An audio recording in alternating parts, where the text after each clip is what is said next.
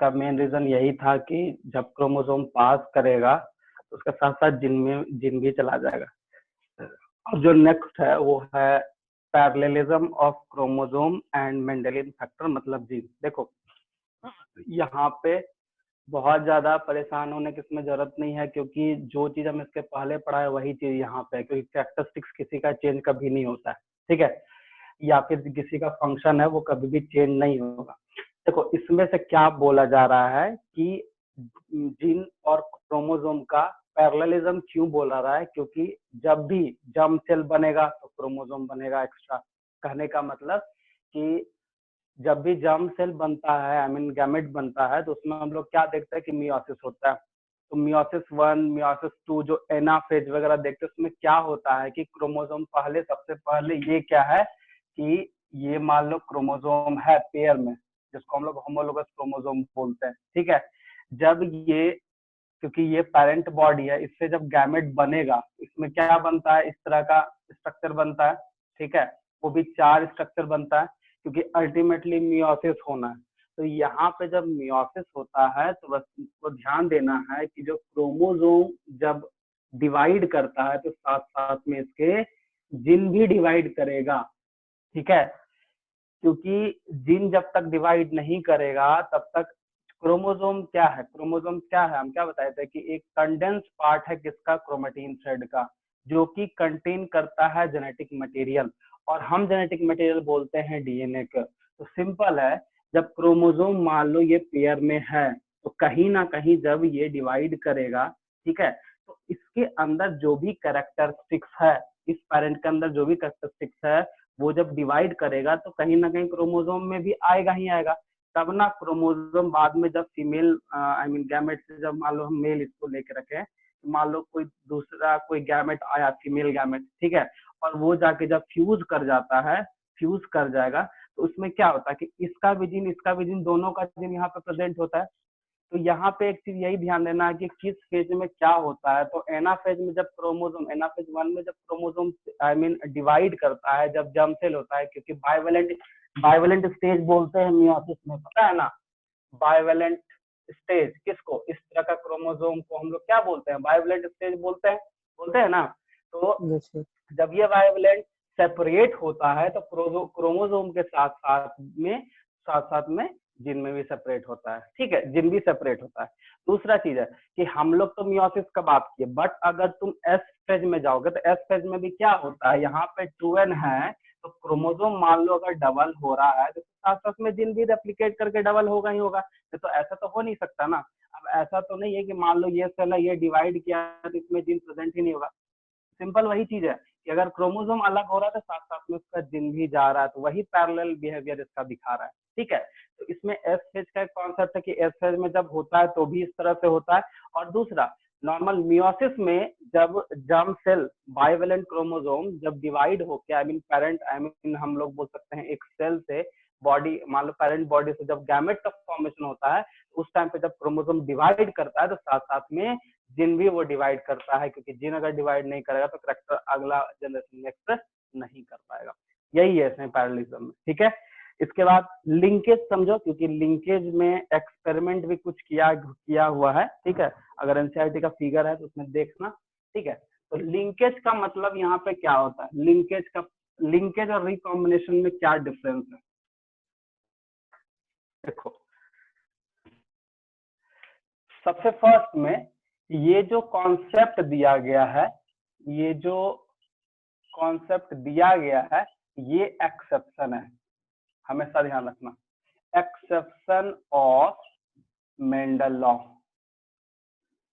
आखिर ऐसा क्यों, क्योंकि लिंकेज का मतलब होता है कि हमारे बॉडी में, आई मीन हमारे गैमेट में या किसी भी जर्म सेल में बहुत ऐसा क्रोमोसोम के अंदर जीन है जो कि एक साथ लिंक करके ट्रांसफर चला जाता है नेक्स्ट जनरेशन में। क्योंकि नॉर्मली अगर देखा जाए तो उसको अलग होना चाहिए, बट विदाउट सेपरेशन वो नेक्स्ट जनरेशन में लिंकेज प्रोसेस में या लिंकेज ग्रुप पे होगा जी, तो वो चला जाएगा। और रिकम्बिनेंट कहने का मतलब कि जब F1 जनरेशन होता है तो वो लिंकेज दिखेगा, ठीक है।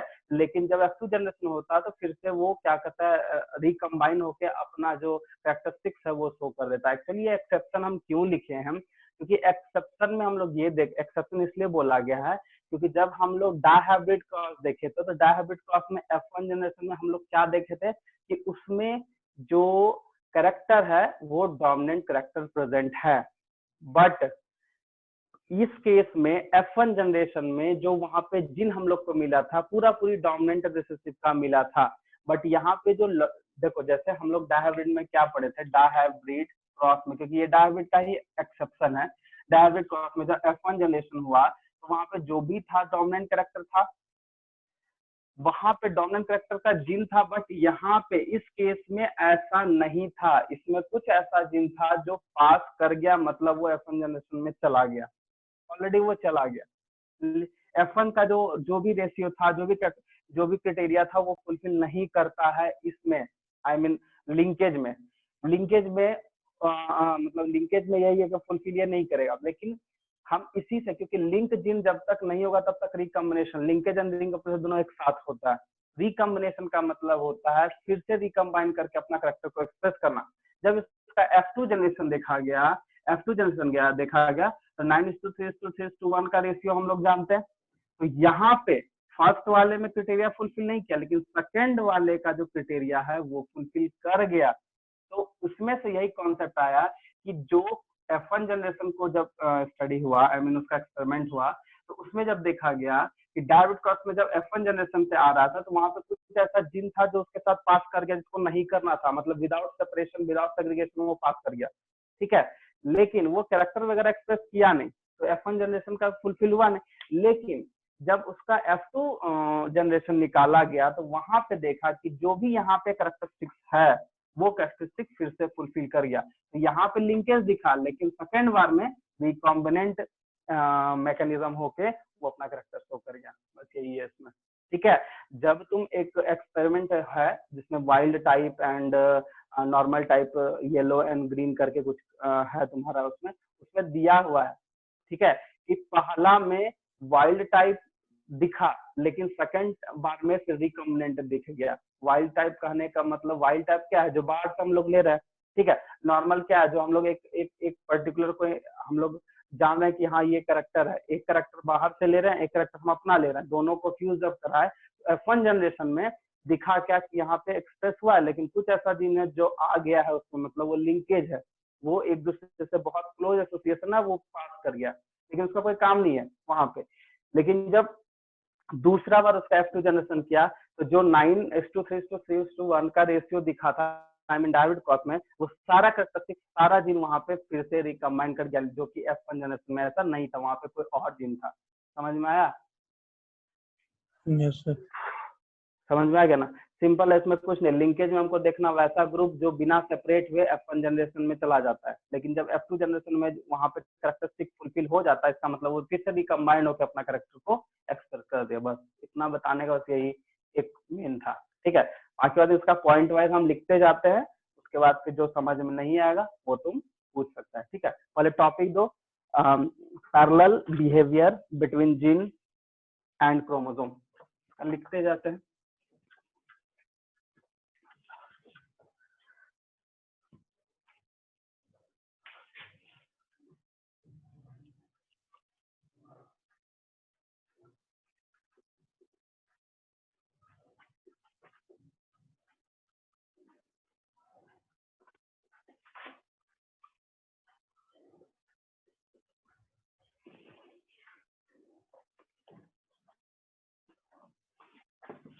यह हमारा पॉइंट है, फर्स्ट पॉइंट लिखो।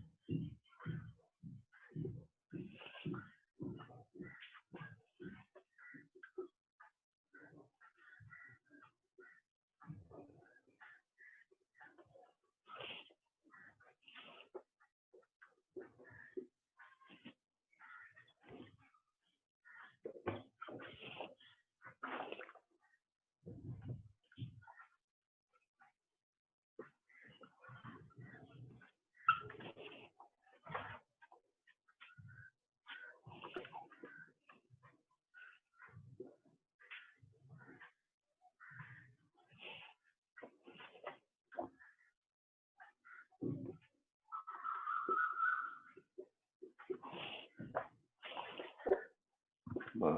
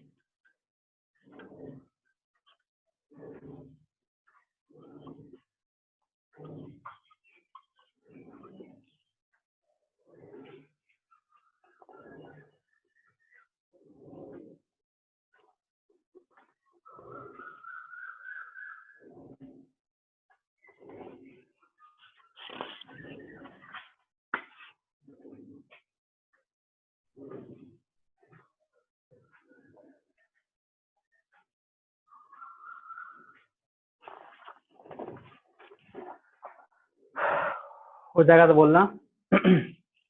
हो गया सर, 7 में लिख रहे हैं। हो गया, 7 में लिख रहा था। एक हाँ सर, लिखते रहिए आप।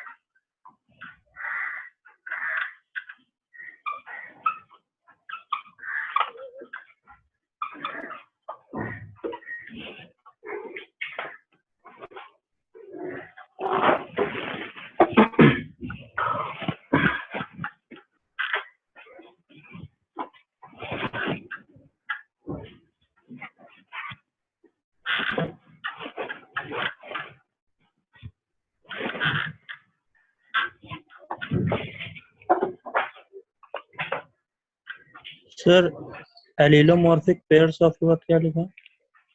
जिन उधर बोर्ड दिख नहीं रहा पूरा, नहीं दिख रहा सर? तो पेयर्स ऑफ तक दिख रहा, उसके बाद थोड़ा कट रहा। हाँ ठीक है, हाँ इसके साथ ही रहेगा। ठीक है,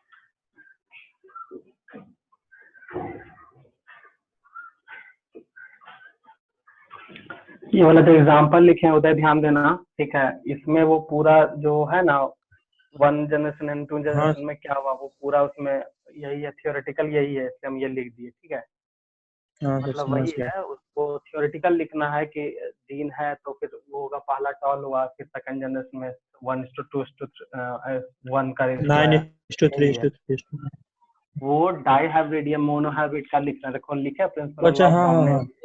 समझ गया ठीक है सर ना, समझ गया। उसमें जो F1 एंड F2 का कॉन्सेप्ट था वही है इसमें। ठीक है, यहाँ तक नोट करो। उसके बाद फिर नेक्स्ट है तुम्हारा I mean linkage and recombination.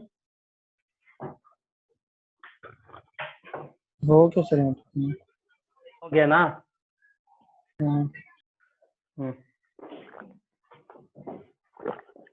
देखो, इसके पहले तुम ये जान लो, जैसे लिंकेज है तो लिंकेज तो मॉर्गन किया था। ठीक है, लेकिन वो किस पे किया था? तो वो फ्रूट फ्लाई, वही मिलानो ड्रोसोफिला मिलानोगास्टर पे। तो वो क्यों किया था, उसको क्यों लिया था, वो चीज हमको लिखना है बस, ठीक है। वो हम लिख देते 4-5 पॉइंट, समझाने का क्या तो कुछ पॉइंट है, बस उसको याद कर लेना।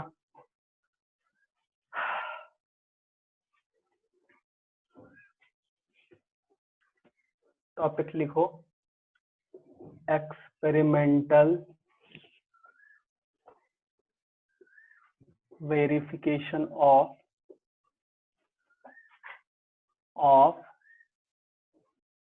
chromosomal theory of inheritance, theory of inheritance।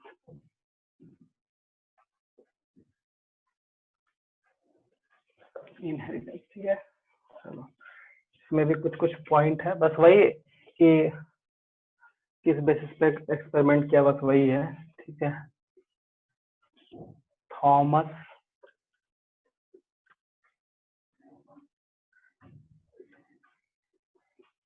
Hunt Morgan performed experiment on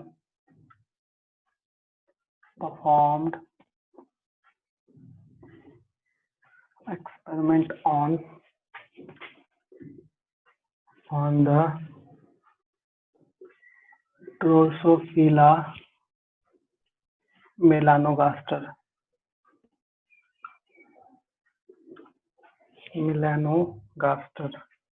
इसको हम लोग क्या बोलते हैं, fruit fly, which led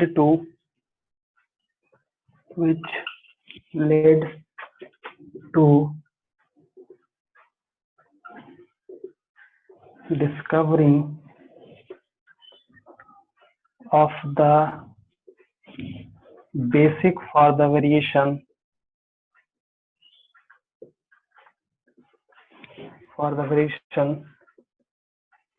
that sexual reproduction produced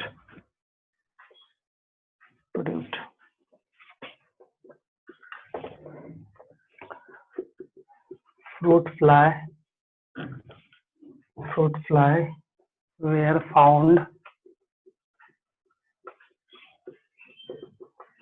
suitable for such studies due to the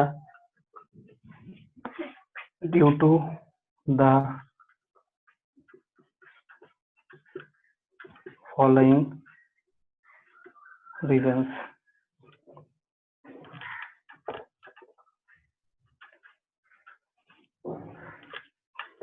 इसका है ये फर्स्ट पॉइंट, ये टॉपिक हो गया, they could be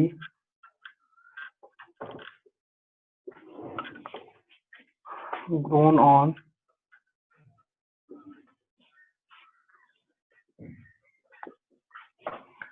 simple synthetic medium in the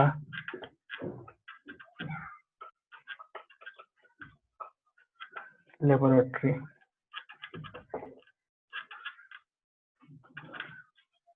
They complete their life cycle in about 2 weeks, and a single mating could produce a large number of progeny।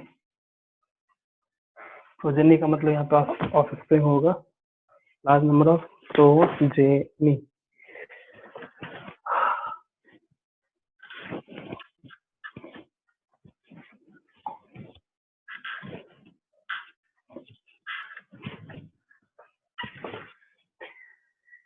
Progeny. तीसरा है the male and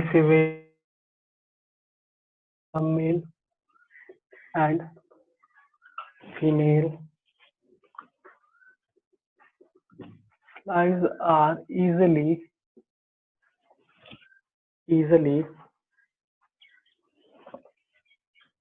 distinguishable। Fourth में है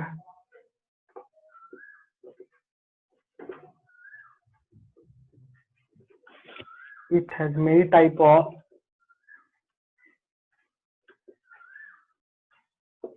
heredity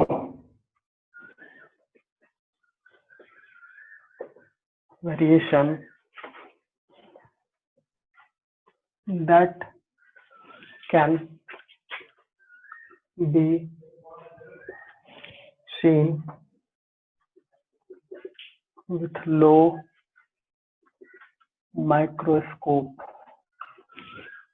तो इसको note करो, फिर topic है linkage and recombination. अच्छा, एक डायग्राम है उसको बता देते हैं यहीं पे, ठीक है।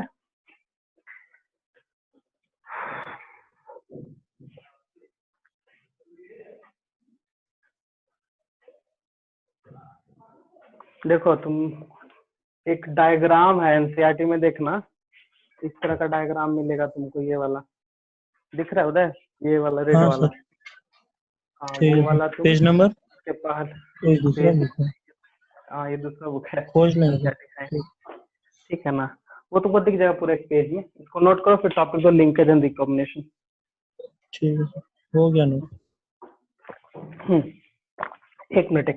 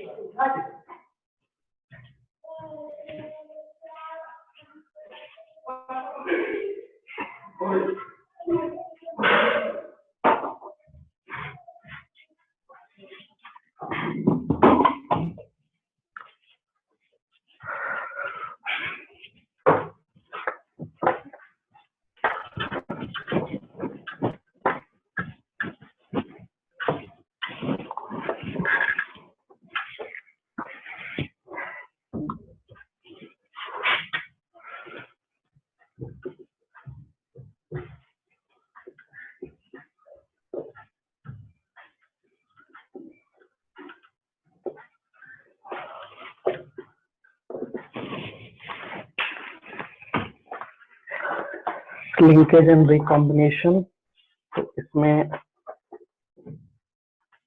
स्टार्ट करोगे, पहला point linkage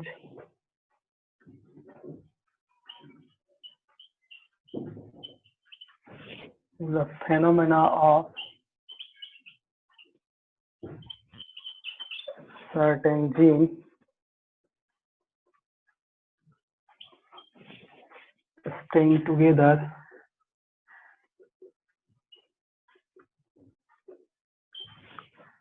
during inheritance through generation to generation।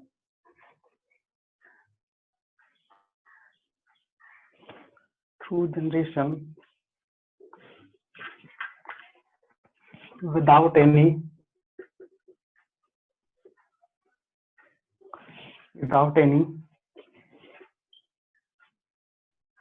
change or separation।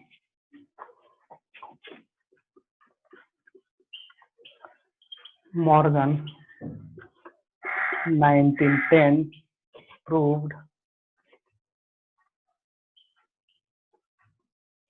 and defined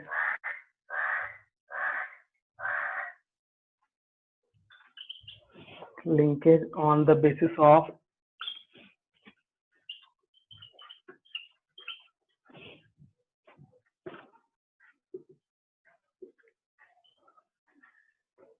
is bidding experiment in fruit fly.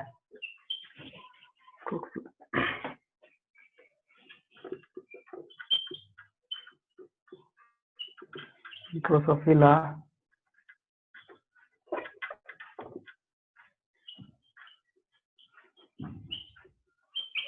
melanogaster.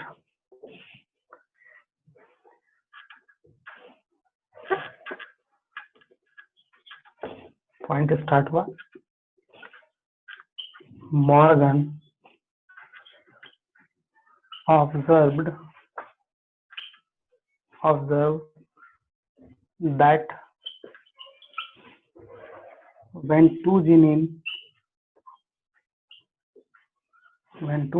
in a dihybrid cross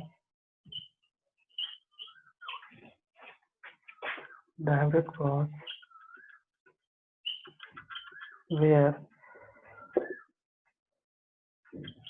situated on the same chromosome,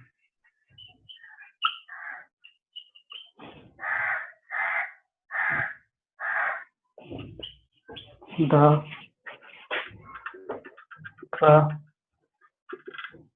proportion of parental gene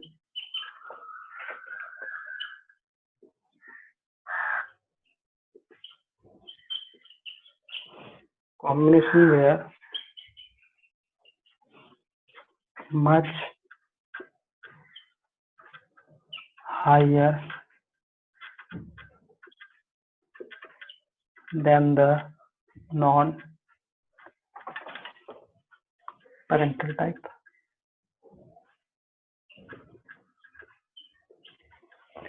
Non-parental type.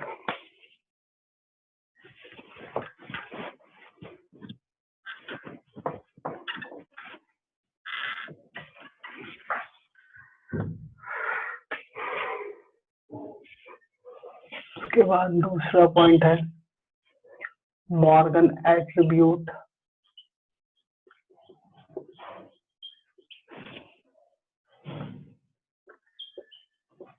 This is the physical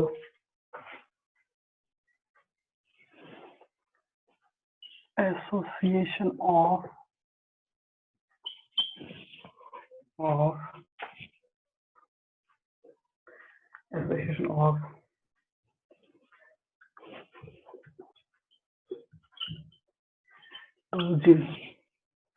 two genes which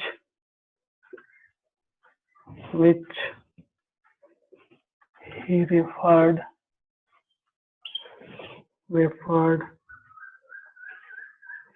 as linkage and the term recombination to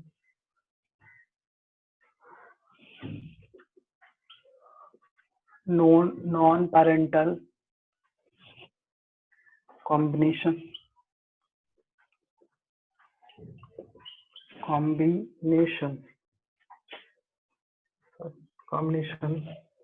different from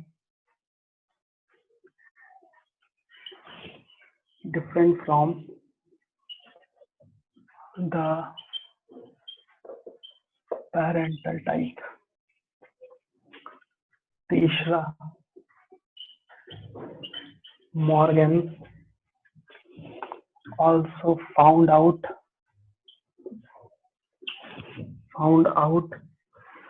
that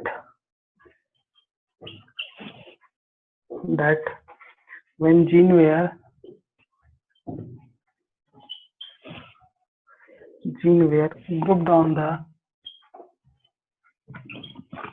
grouped on the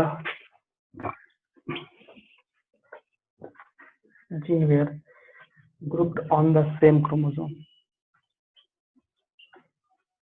Same chromosome.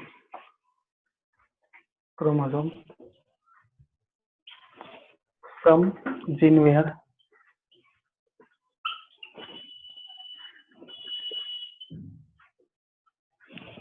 tightly linked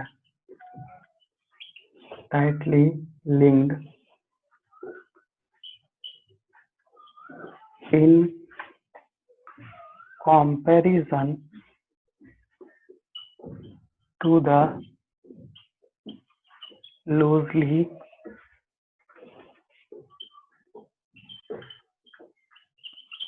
linked gene, showed higher recombination.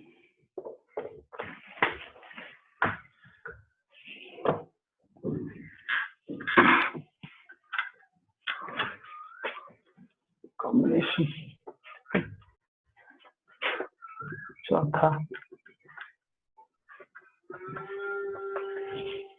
he crossed yellow bodies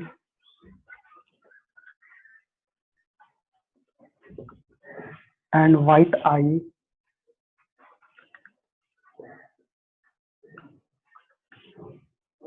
females with brown bodies, red eye male, brown bodies and red eyed male. जो wild type था, wild type यहाँ पे होगा cross one and inter crossed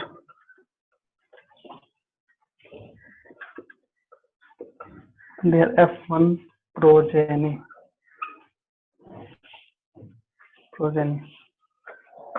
Morgan observed that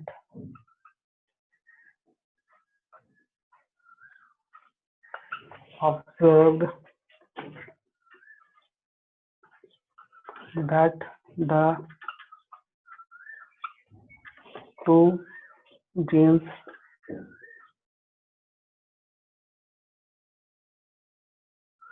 did not segregate independently and therefore the F2 ratio deviated significantly from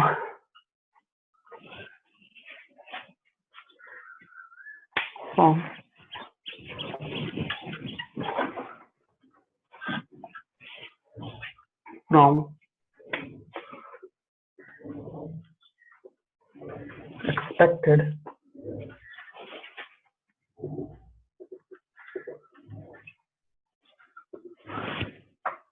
ratio.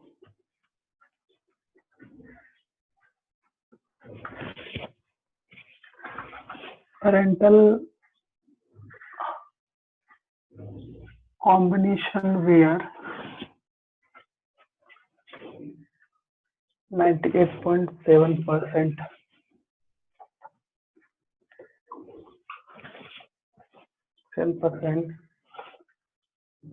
and the recombinants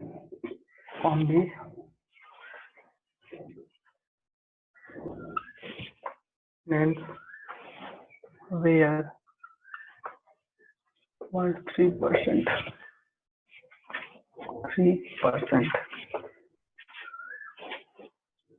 पांचवा point है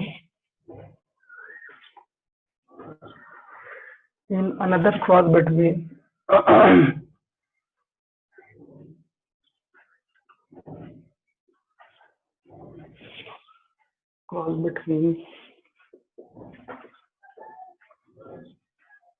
white bodies, female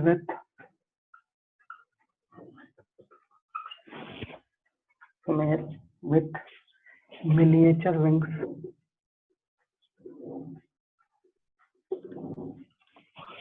miniature wings,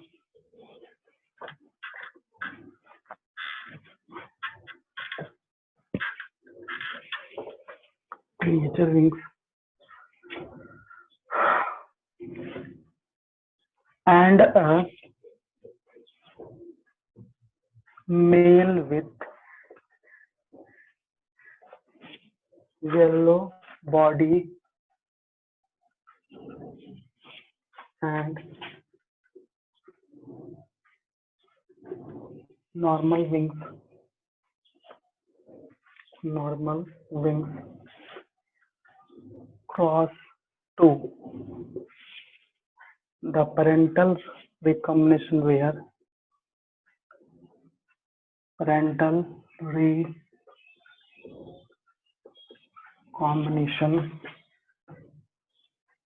where 62.8% while recombination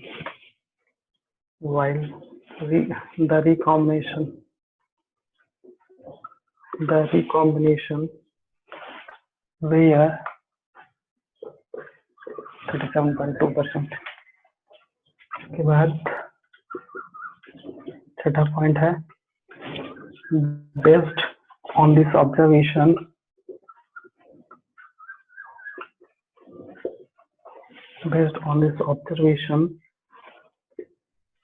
इस Sturtevant scientist है used the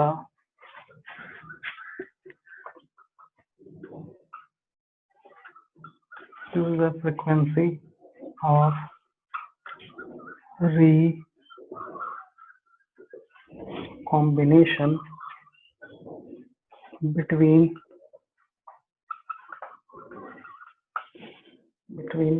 gene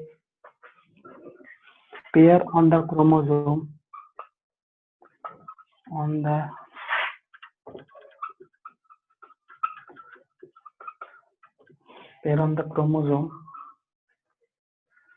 as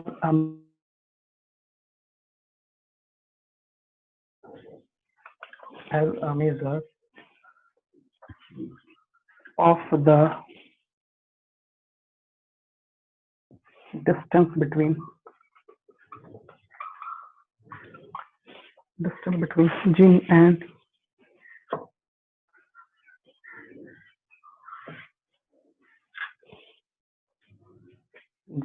mapping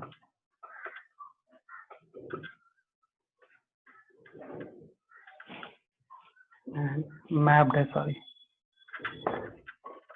gene and mapped their position on the chromosome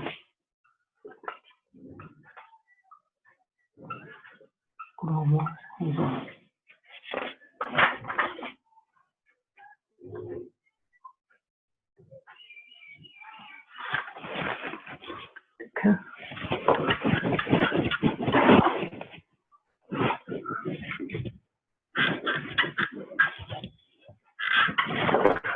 उसके बाद है next है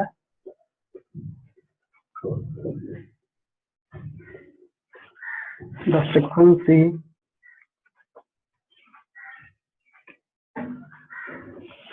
of recombination crossover value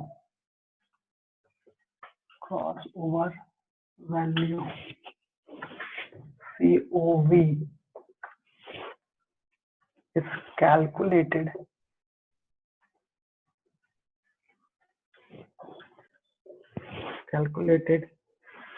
using the formula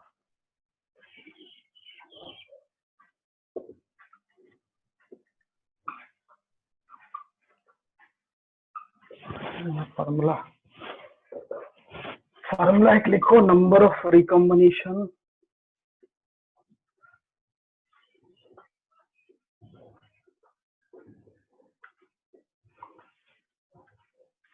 number of total number of total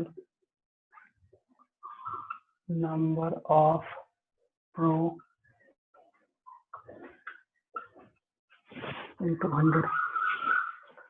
ये जो mechanism है ये खत्म हो गया।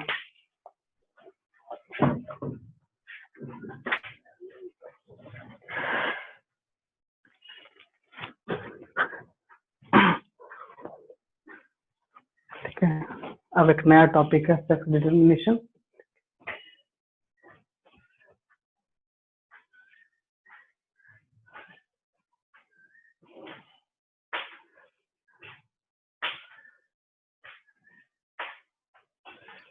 हो गया सही।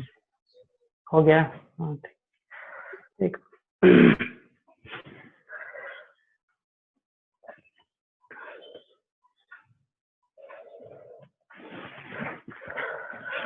क्रोमोसोमल, ठीक है, सेक्स डिटरमिनेशन जो है वो हम समझा देते हैं। ठीक है, सेक्स डिटरमिनेशन तो पता ही कैसे कैसे कर सकते हैं, तो हम लोग साइटोलॉजिकल भी कर सकते हैं, क्रोमोसोमल भी कर सकते हैं। तो मेनली जो बेस्ड है इन्वायरमेंटल बेसिस पे भी होता है, 10th में तुम पढ़ा ही होगा। ठीक है, तो मेनली यहाँ पे हम लोग क्रोमोसोम के बारे में ही पढ़ेंगे क्योंकि यहाँ जीन रिस्पॉन्सिबल है। तो साइटोप्लाज्मिक भी हम लोग कर सकते हैं। ठीक है, क्योंकि बहुत सारा इंसेक्ट ऐसा होता है जो साइटोप्लाज्मिक में ही, साइटोप्लाज्मिक करने का मतलब यहाँ पे क्या है, जीन या क्रोमोसोम। ठीक है, बाकी बात क्रोमोसोम जो होता है वो बेसिस इसलिए बोला गया क्योंकि क्रोमोसोम के हम स्ट्रक्चर से उसके उसका कैरेक्टरिस्टिक से हम लोग पता कर सकते हैं कि वो बॉयज होगा, मेल होगा या फीमेल होगा। दूसरा चीज क्या है कि अभी हम जैसे बताया कि इन्वायरमेंटल फैक्टर भी बहुत इंपॉर्टेंट है। जैसे लिजर्ड के केस में अगर समर के टाइम पे होगा तो उस टाइम पे मेल होगा, विंटर होगा तो उस टाइम पे फीमेल होगा। इस तरह से कुछ इन्वायरमेंटल फैक्टर भी डिपेंड करता है। बट मैक्सिमम केस में जो सेक्स डिटर्मिनेशन है वो क्रोमोसोमल डिटर्मिनेशन ऑफ सेक्स होता है। ठीक है, तो पता ही है मेल के केस में क्या है नहीं है। तो इसमें सबसे फर्स्ट में ये जानना है कि अगर सेक्स डिटर्मिनेशन हम लोग पढ़ रहे हैं तो सेक्स डिटर्मिनेशन के सबसे इम्पोर्टेंट क्या है, कौन सा क्रोमोसोम जो होता है वो सेक्स डिटर्मिनेशन के लिए बहुत इंपॉर्टेंट है। तो हम लोग के बॉडी में 23 पेयर प्रेजेंट है। तो 23 पेयर में 22 पेयर जो है वो क्या कहलाता है, वो ऑटोजोम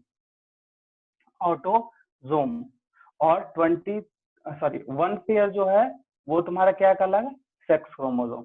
एक्चुअली में हमारा जो ये 1 पेयर सेक्स क्रोमोसोम है वही अल्टीमेटली किसी भी सेक्स को डिटरमाइन कर सकता है कि मेल होगा कि फीमेल होगा। ठीक है, तो सबसे बड़ी बात है हम लोग को यहाँ जानना है, यहाँ पे ये जानना है कि आखिर जो क्रोमोसोम है किसका किसका कैसे कैसे हम लोग देखते हैं। जैसे मान लो XY हम लोग मेल के केस में देखते हैं, XX ये फीमेल, इवन के फीमेल और मेल, हम फीमेल जो लिख रहे हैं वो किसके केस में, ह्यूमन के केस में। ठीक है, इस तरह से बहुत सारा है, उसको हम तुमको दिखा देते हैं। दूसरा क्या है, होमोगैमेटिक एंड हेट्रोगैमेटिक। तो हेट्रोगैमेटिक में ये आ जाएगा, होमोगैमेटिक में हो जाएगा, ये सेम स्ट्रक्चर वगैरह, और ये जो है वो डिफरेंट है। ठीक है ना, इसको ध्यान रखना है। बाकी बात इसमें कुछ है, जैसे हम इसका टाइप बता देते हैं। ठीक है, जैसे राउंड वॉर्म का क्या होगा और इसका जैसे मान लो XX है, ठीक है, और XO है, तो ये होता है राउंड वॉर्म के केस में, राउंड वॉर्म। ठीक है, राउंड वॉर्म। तो X जो होता है वो फीमेल है। ठीक है, XX जो है यहाँ पे फीमेल और XO जो है उसको हम लोग मेल ले लेंगे। ठीक है, ZW और Z टाइप, तो ये तुमको दिख ही रहा है। होमो एंड हेट्रो में हम लोग यहाँ हेट्रो है, ये मेल होगा, ये फीमेल होगा। और ये किसके केस में हम लोग देख सकते हैं, तो ये हम लोग देख सकते हैं रेप्टाइल्स के केस में, रेप्टाइल्स के केस में, ठीक है।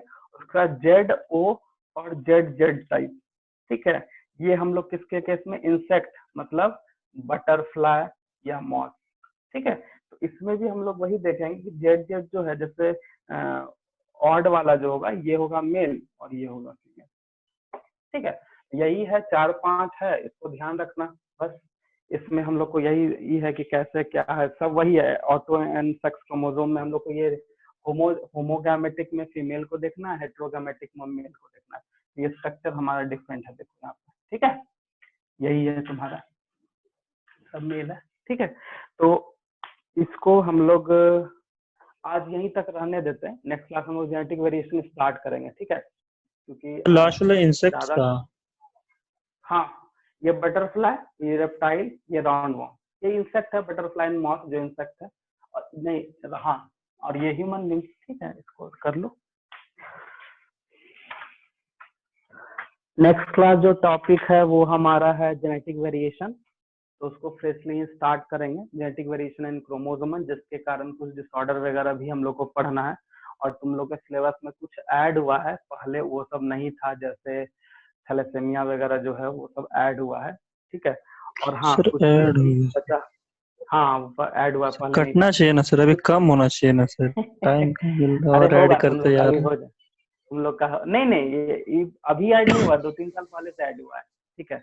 सर एग्जाम सर उसी टाइम में होगा सर जिस टाइम में होता था, अप्रैल में ही हो जाएगा किस चीज का, सर, टूर बोर्ड का। ये फाइनल फाइनल हाँ सर। शायद देखो, अभी तक जो है ना, अभी तक जो न्यूज आ रहा है, शायद कुछ घटा भी सकता है 12th के लिए, लेकिन 11th के लिए तो हमको नहीं लगता घटाएगा। 12th के 11 लिए तो आई सर थिंक इंटरनल शायद, होता है सर, उसमें कोई दिक्कत थोड़ा हाँ ना। जो भी हो, उसका तो खैर इंटरनल है, तो या उसका सिलेबस कुछ घटा के, क्योंकि सेशन को अगर मेंटेन करना है, 11 ज्यादा टफ है जी, 11th में चैप्टर ज्यादा है, हाँ बहुत कुछ है, तो 12th में ये चीज कम है, तो हो सकता है 12th में देखो क्या करता है, अभी तक जब तक लॉकडाउन नहीं खुलता है, क्योंकि अब 1 जून से जो है गवर्नमेंट का तो खोल ही रहा है गवर्नमेंट, उसका कुछ ना कुछ सर, एक नॉर्म्स न्यूज आएगा में तो ही, क्या दिखा है। रहा था कि एक न्यूज में तो दिखा रहा था कि लॉकडाउन खुल जाएगा, मतलब खुद से प्रोटेक्शन करने के लिए सारे हाँ हाँ, इंस्टीट्यूट सब देखो खुल जाएगा 17 देखो प्रिवेंशन के 17, लिए। हाँ जून के बाद जो है ना, 1 जून के बाद जो है ना, 1 जून के बाद वो खोलेगा, धीरे धीरे खोलेगा, उसके बाद फिर 15 से 17 जून तक तो ऐसे भी छुट्टी वगैरह है, ठीक है। तो 17 जून के बाद ही प्रॉपर वे में सारा एजुकेशनल इंस्टीट्यूशन जो भी हो, प्राइवेट या गवर्नमेंट, प्राइवेटली ही बात कर रहे हैं, वो सब सारा धीरे धीरे वो खुलने वाला है।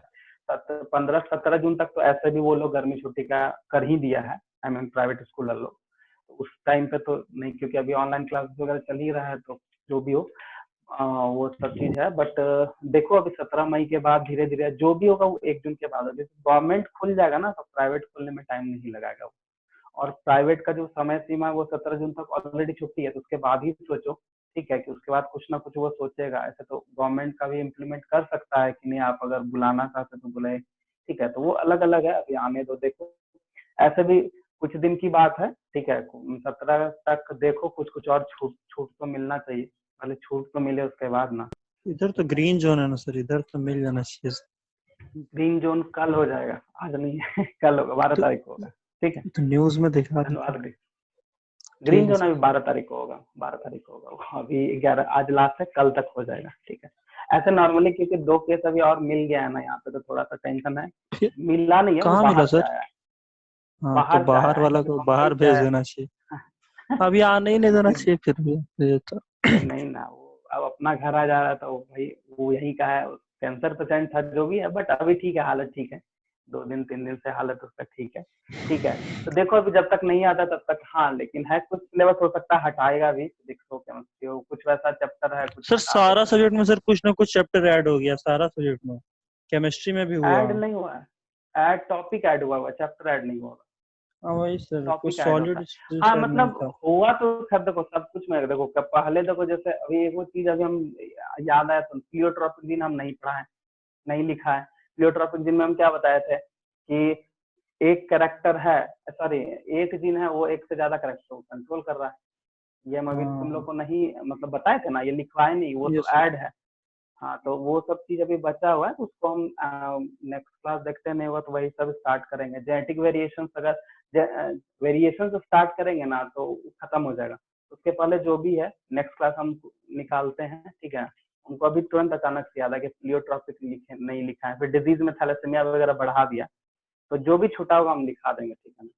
ठीक है, हम लोग नेक्स्ट क्लास फिर आई मीन हम लोग का सब शायद कल या परसों ही होगा ना, परसों क्लास होगा शायद, जो भी हो, ठीक है। तो इतना तक पढ़ो और इसका, हाँ परसों तो क्लास, हाँ थर्सडे को, तो इतना करो, क्लासेस करो, ठीक है। और उसको देखो समझो, ठीक है। इसमें कुछ वो हम तुमको क्रॉसिंग जो बताए थे थियोरेटिकल बता दिए, तुम अपना करके देखना, अगर तुमको नहीं समझ तो हम यहाँ पे करके दिखा देंगे। जो दिखा है 93.7% वगैरह जो था रिकॉम्बिनेशन वो, ठीक है। उसको एक बार फिर से पढ़ना तुम, ठीक है। और नोट करा ही दिए।